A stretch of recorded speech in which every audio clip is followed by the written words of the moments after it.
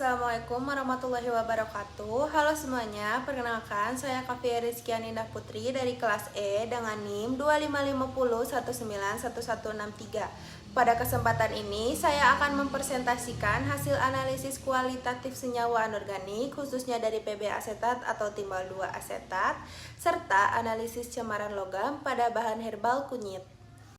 Timbal atau PB adalah logam berat yang bersifat toksik bagi tubuh manusia.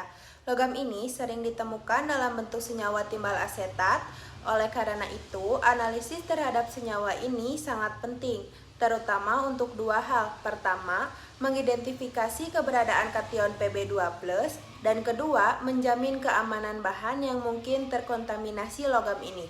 Kita menggunakan metode analisis kualitatif karena memiliki beberapa keunggulan. Prosesnya cepat, efisien, dan tidak memerlukan peralatan yang kompleks atau mahal.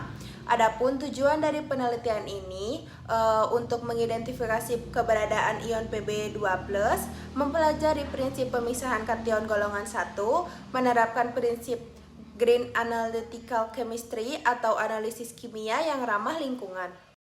Sebelum melakukan analisis kimia, langkah pertama yang dilakukan adalah uji organoleptik, yaitu pengamatan sifat fisik bahan menggunakan indera.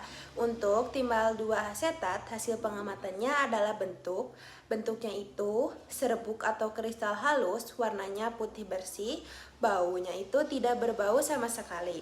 Uji ini menjadi langkah awal untuk membedakan bahan dengan senyawa lain yang memiliki sifat fisik berbeda, meskipun sifat fisik ini tidak cukup untuk memastikan identitas, namun menjadi indikasi awal yang penting sebelum uji kimia lebih lanjut.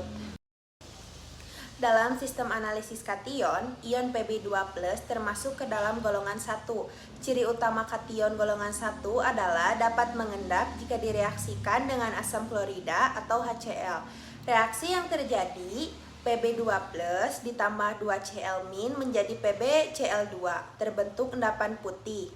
Dasar dari identifikasi ini adalah reaksi pengendapannya. Selain itu, Pb2+ memiliki ciri khas yang membedakan dari kation golongan 1 lainnya.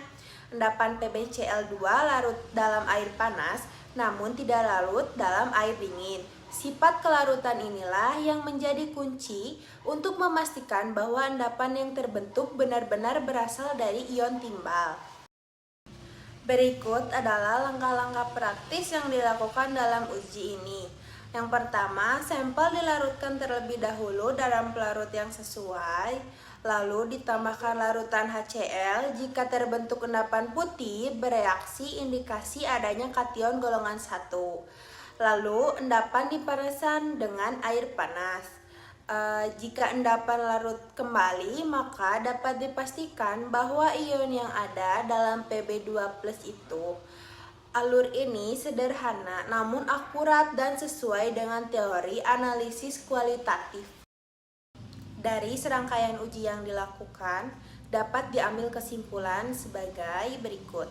Timbal asetat mengandung ion Pb2+ yang termasuk kation golongan pertama. Ion ini dapat diidentifikasi melalui pembentukan endapan putih PbCl2 setelah penambahan HCl.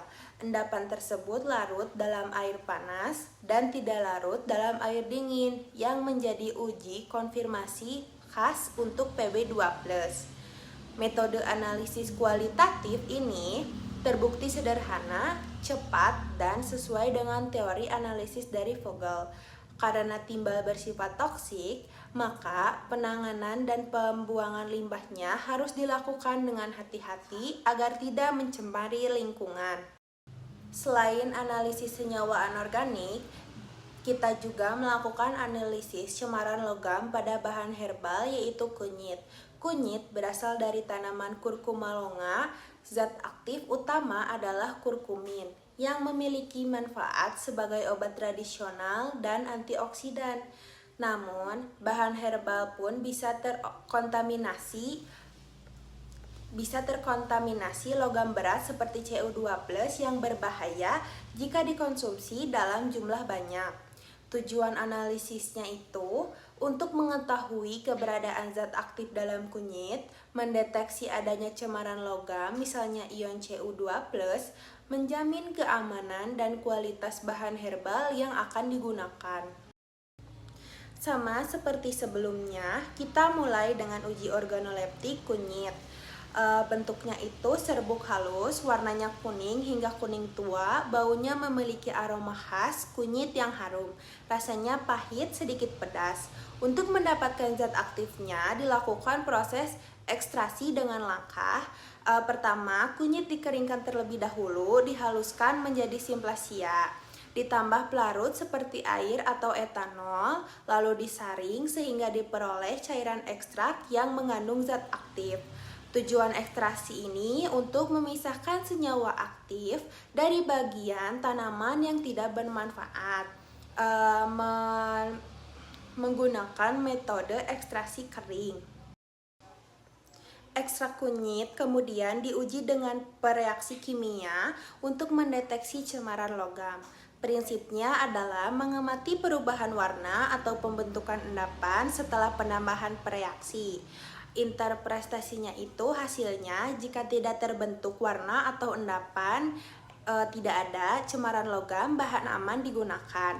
Lalu kalau jika terbentuk warna atau endapan terdapat cemaran logam, perlu dilakukan analisis lebih lanjut. Khusus untuk ion Cu2+, indikasi yang muncul adalah terbentuknya warna biru atau hijau. Jika tidak ada perubahan warna, berarti ekstrak kunyit bebas dari cemaran tembaga.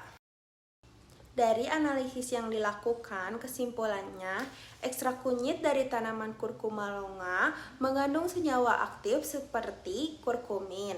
Proses ekstraksi yang dilakukan berhasil memisahkan dan mengambil zat aktif dari simplasia kunyit. Uji kualitatif efektif digunakan untuk mendeteksi adanya cemaran logam seperti Cu2+. Pada sampel yang diuji, tidak ditemukan perubahan warna atau endapan sehingga dapat disimpulkan ekstrak kunyit tersebut aman dari cemaran logam. Analisis ini sangat penting untuk menjamin keamanan, kualitas, dan kepercayaan masyarakat terhadap penggunaan bahan herbal. Demikianlah pemaparan materi yang dapat saya sampaikan. Semoga penjelasan ini memberikan manfaat dan pemahaman yang jelas tentang analisis kualitatif senyawa anorganik dan deteksi cemaran logam. Saya mohon maaf apabila ada kekurangan dalam penyampaian. Wassalamualaikum warahmatullahi wabarakatuh. Terima kasih.